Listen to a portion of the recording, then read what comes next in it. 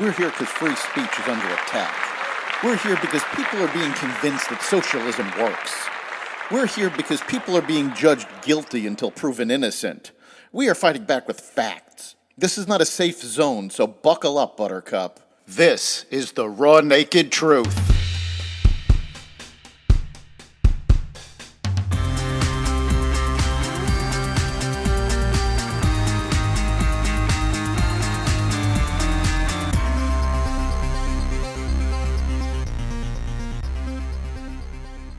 Welcome to the Raw Naked Truth.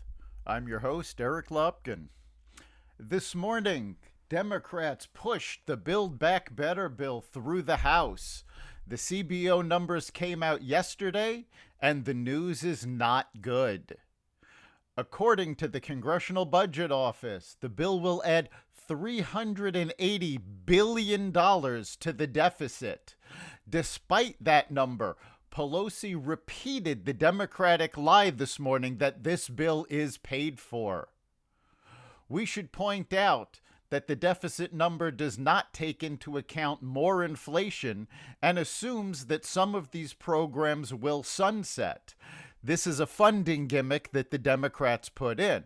Now, we know from experience that these government programs rarely sunset, so the cost will actually balloon over time and add even more to the deficit than the CBO assumes. So the idea that this is paid for has officially been determined to be a lie. On top of that, CBO estimates have historically underestimated costs and overestimated revenue because they can only gauge a bill at the time they look at it. Rising costs and other economic changes don't get factored in. Now, this is not because of any bias or incompetence on the part of the CBO, as some want you to believe. It's simply because the CBO doesn't have a crystal ball to predict the future. They can only estimate costs based on what's going on right now. So let's look at what else this bill is going to do other than balloon our deficit. The bill raises taxes on business. Taxes are a cost. Government doesn't seem to understand this. They think businesses magically make money. As we talked about in a previous podcast, when costs go up, businesses either need to pass the cost on to the consumer or find another way to cut costs. The two most common ways of cutting costs are moving production overseas, where it's a lot cheaper, or cutting jobs. Neither of these is a great outcome for the American public. Both of these will eliminate American jobs. So the result of these higher taxes are either fewer jobs or higher prices. Inflation is already at 30-year highs. This pushes it even higher. In fact, the bill is the largest tax increase in history. Whether through direct taxation or by causing inflation, this bill will negatively affect everybody's wallet. Additionally, the more production moves overseas, the more supply chain problems intensify. So not only are we going to be paying more at the pump, at the store for whatever we need, the existing supply chain problems will be made worse by this bill. The Democrats have talked about the jobs this bill will create, and the investment in green energy will create jobs. It'll create jobs making solar panels and batteries for electric cars. Here's the problem. Those items are made in China. This bill creates Chinese jobs. There is a carve-out for electric car manufacturers to create union jobs, but these jobs are assembly jobs, and they already exist. Electric cars aren't going to create a demand for more cars. They're just going to switch the demand from non-electric cars to electric cars. So the people who will assemble the electric cars are the same people who are assembling non-electric cars now. Unions will be able to say they fought for jobs and they kept their jobs, but very few, if any, new jobs will be created. And in fact, because some of these parts are manufactured in China, i.e. the batteries, we'll actually be sending more jobs to China than we'll be creating here. Then there's salt. Salt was fought over and ultimately made it back into the bill. Now, for those of you not familiar with the term, SALT stands for state and local taxes. Democrats have been saying they want the rich to pay their fair share. Well, SALT allows people in tax-heavy states to deduct their local taxes from their federal taxes. Here's the rub. This applies primarily to high-tax states. These states are all democratically run. Furthermore, it only applies to the top 13% of taxpayers. So according to the IRS, the other 87% use the standard deduction and don't itemize. Well, those 87% got a tax cut under the Trump administration, which removed the SALT deduction. Democratic states want the SALT deduction because it allows them to tax more without putting more of a burden on their richest residents.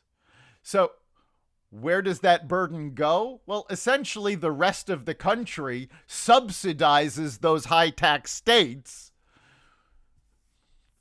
when their residents take the SALT deduction.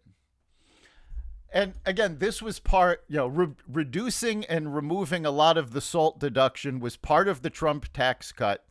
Democrats, all these years later, are still trying to position the Trump tax cuts as tax cuts for the rich. The raw, naked truth, those 87% of people that don't itemize their deductions got lower taxes. That's 87% of the country had their taxes lowered by the Trump tax cuts, and Build Back Better wants to reverse a lot of that. So what happens now? Well, the bill now goes to the Senate. In its current state, the bill can't pass the Senate. Aside from any objections that Manchin and Sinema may have, the progressives put immigration policies into the bill. Now, we're not going to comment on the immigration policies because the reason it can't pass the Senate isn't because these policies are good or bad. It's simply that they're there. Those immigration policies are not fiscal. Why does that matter? Well, the Democrats are trying to push this through the Senate using reconciliation. And just in case anyone doesn't know what that means, reconciliation bills can pass the Senate with a simple majority instead of having 60 votes. The drawback of that is that only fiscal policy is eligible for reconciliation. By the Senate rules, the immigration policy cannot go through reconciliation. It will have to be removed before the Senate can vote on it. If they leave the immigration rules in, then you cannot put this through reconciliation, and the only way it can pass the Senate is with 60 votes. That's never going to happen. It barely has 50 now. So the bill will have to be rewritten by the Senate before they vote on it. Given the CBO numbers, it is likely that the bill will have numerous items taken out in order to lower the cost. One of the items that has been already talked about being removed is the family leave provision. This is a darling provision of the socialist left. So removing that does actually remove a lot of the cost, but it's also going to anger the left. If they can get the cost low enough and fix the bill so that it doesn't raise inflation, which is no mean feat, but that was a precondition that Senator Manchin put on, he will not support the bill if it raises inflation, which it does right now. So If they can make those fixes, then the Senate will vote on it. If it passes the Senate, which is no guarantee, it will have to go back to the House.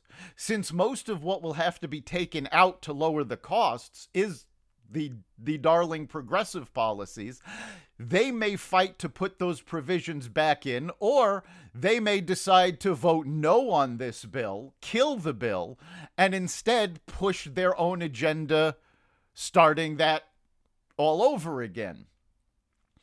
If the House passes it as the Senate gives it to them, it'll go to the White House and Biden will sign it.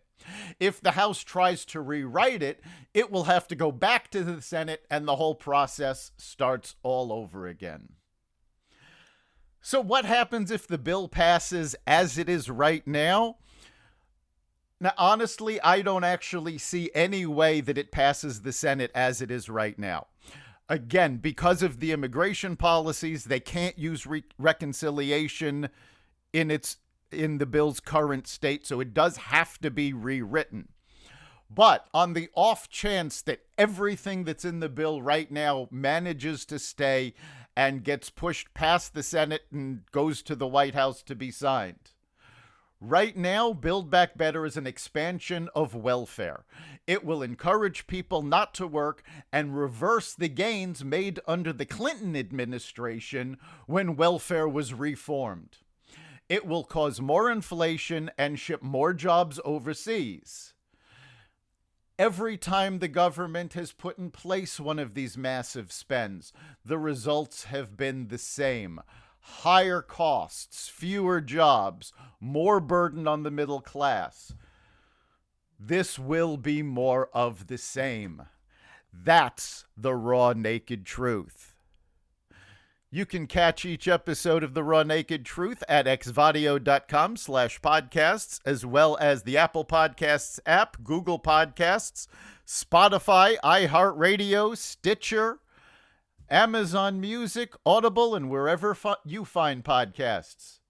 We'll see you next time.